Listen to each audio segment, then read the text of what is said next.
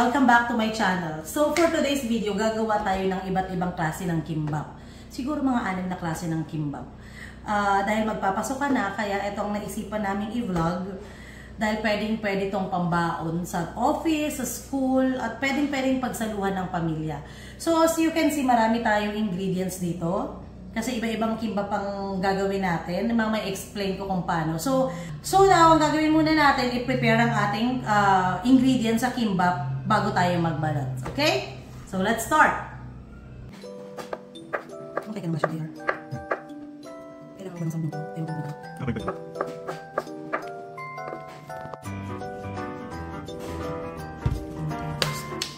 One day we'll set away bells sounds to kiss. When rainbows over you, kiss no one is to know. It's like a dream, my dream, Peter Pan for you, oh my, oh oh. La la la la, bright moonlight, only one that I take from starlight. Night, singing far into night, and it's gonna be a sleepless night.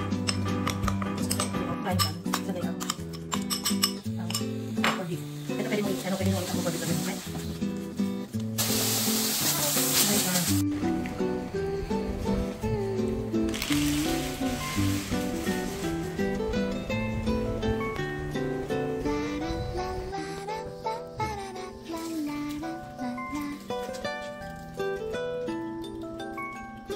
Someday soon I'm gonna tell the rainbow I'm in love. I-drain kasi para matanggal yung oil. Ayaw naman natin yung kimbap natin. Yung sobrang oily tapos baka masira yung kim. With you, oh my, oh oh. La la la la, bright moonlight, only one that I take from starlight. Night, singing far into night, and it's gonna be a sleepless night. Light, bright moonlight, silent night, you say goodnight. Hey, just like beautiful and say it's gonna be a hopeful day.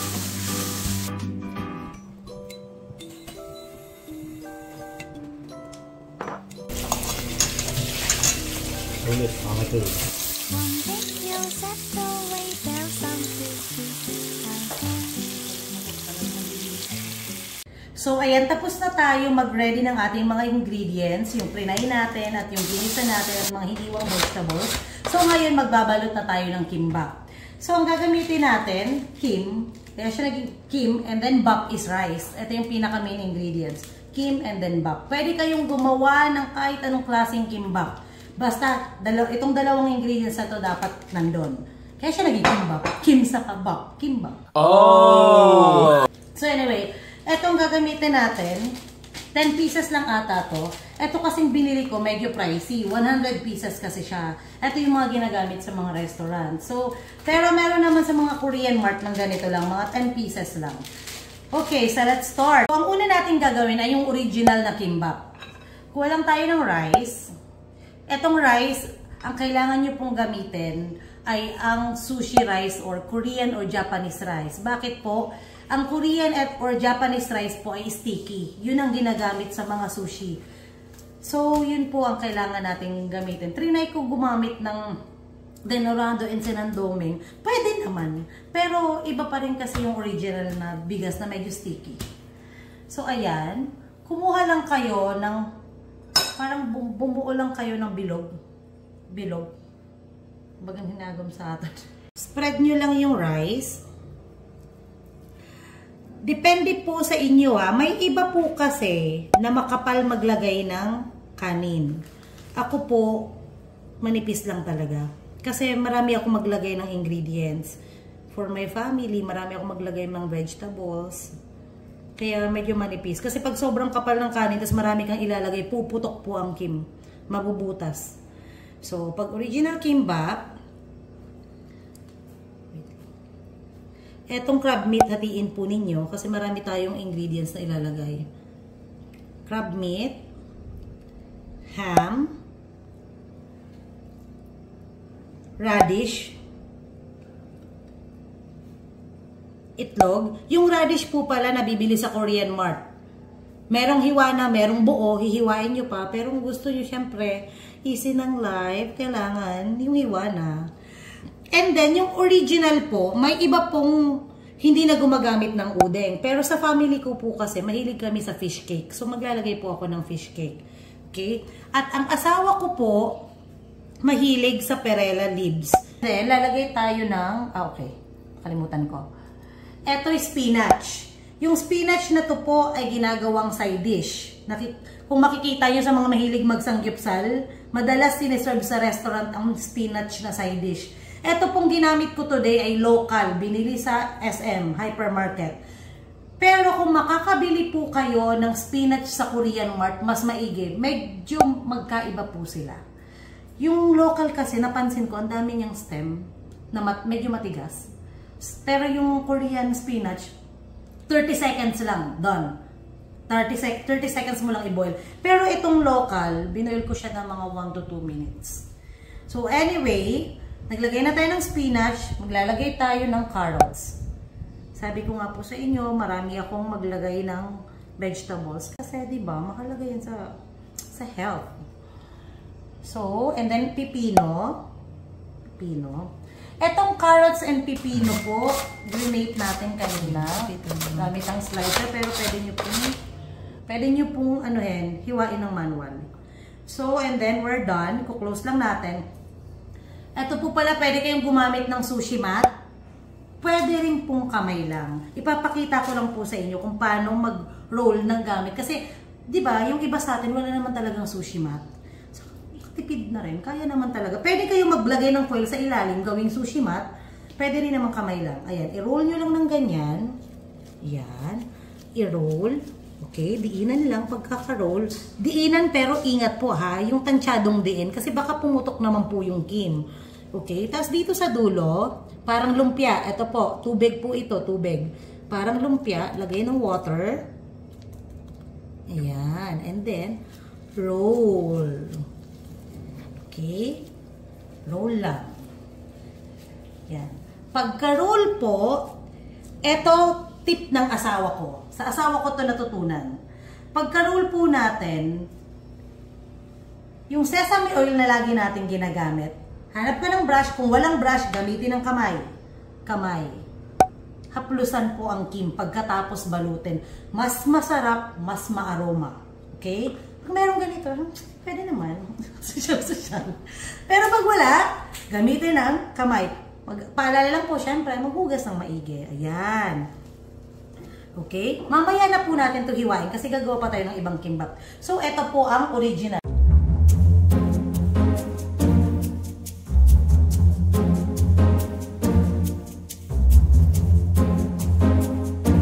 Okay, ito na siya. Lagay muna natin dito. Mamaya natin hiwain. Okay, so done na tayo with the original kimbap. Ngayon ang gagawin natin ay ang tuna kimbap. So, same procedure. Lagay nyo rito. Spread. Crab stick, ham. Ng udeng. Egg. Ng radish. Carrots. Pipino. Tuna. Pwede po kayong gumamit ng Korean tuna. Canned tuna. To be honest, mas masarap po siya. Pero, kung wala po kayong mahanap nun, kung hindi po kayo makakapunta ng grocery store, pwede gumamit ng San Marino corn tuna. So, etong ginamit po natin, San Marino corn tuna. San Marino corn tuna, ang sarap maging healthy. Para mas madali po ninyong mahanap. Optional din po, pwede kayong maglagay ng mayonnaise dito. Fold natin. Diinan ng konti pero alalay po. And then, ang ating water. Ayan. Sesame oil, pandagdag aroma. So, ayan, ito yung ating tuna kimbap.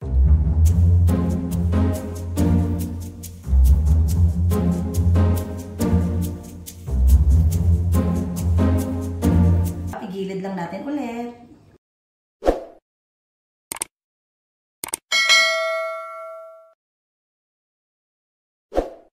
Ayan, so ang next natin is pork kimbap. Kuha ng rice, same ulit. Udeng, itlog, radish, konting spinach, carrots, pipino, and then sesame leaves, pork. Yun, kamay na lang natin. Malinis naman po ang aking kamay. Ang ating pork. Okay, at ating i-roll. Sa mga mahilig po sa meat, hindi natin ginawa. Pero, pwede ko na rin man sabihin. Sa mga mahilig po sa sanggipsal, sa meat, pwede po. Kim, rice, sanggipsal, kimchi, garlic, onion, yung mga ingredients sa sanggipsal, roll. The best. Ito na po ang ating pork kimbap.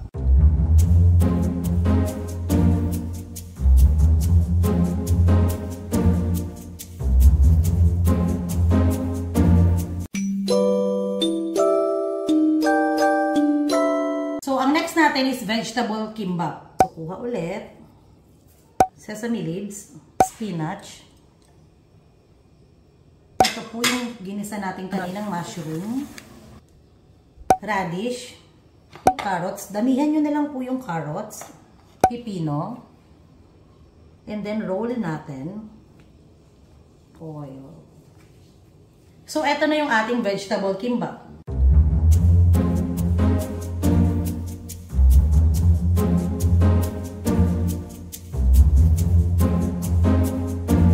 Pwede po maglagay ng kimchi doon. Hindi ko lang po nilagyan ngayon kasi nga mayroon tayong kimchi kimbap. Which is, ito na yung next.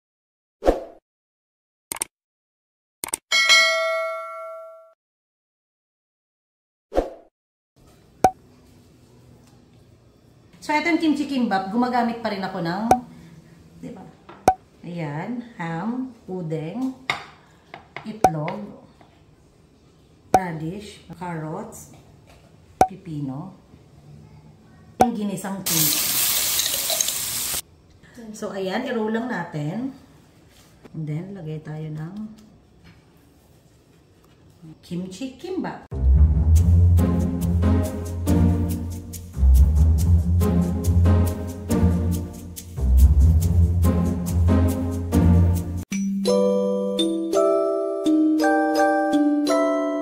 Okay, so ang next natin, eto po ang kimbap na kinakain ni Hajun. Si Hajun po kasi, ayaw ng gulay sa kimbap, ayaw ng pork sa kimbap, ayaw ng kimchi sa kimbap.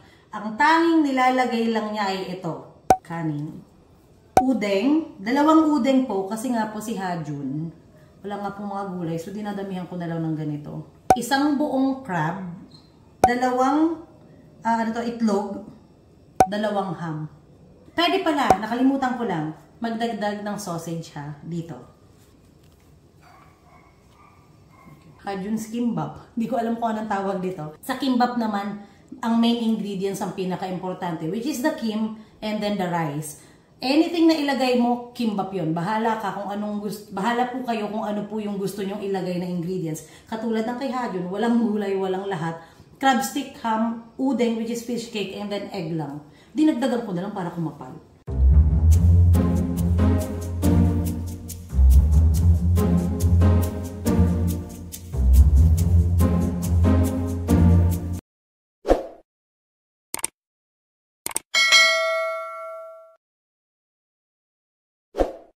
Yung usual po na hiwa ng kimbap, 10 slices. Pero ako kasi po, syempre may mga bata, ayaw ko naman na yung malaking-malaki yung isubo nila, tapos baka mabilaukan. So, mas nininipisan ko pa. Okay? So, depende po sa inyo yun.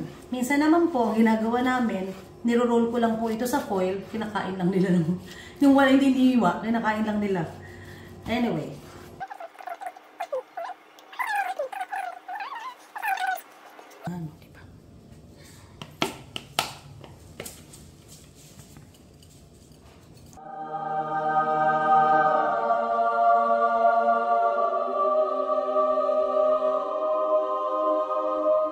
So, ayan, eto na yung ating kimbap. Nakagawa tayo ng 6 na kimbap, pero pwede pa po yung dagdagan. Katulad po ng sinabi ko kanina, pwede may sanggipsal, pwedeng iba-iba, iba-ibang klase ng kimbap. Iba-ibang ingredients ang gamitin nyo. Anyway, so I hope you will like it, guys. Pwedeng pang-bound sa school. Pag nagpipiknik kayo, pwede.